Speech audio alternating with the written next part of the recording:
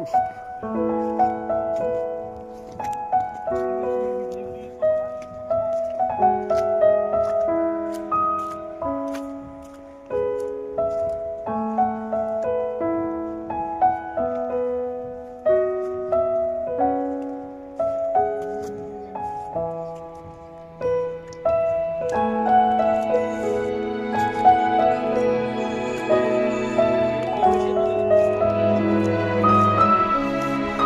Guys, ये देखिए मजे ले रहे हैं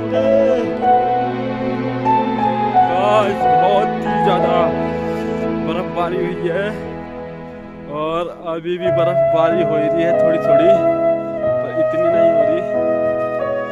मिलते हैं ऋतु के साथी।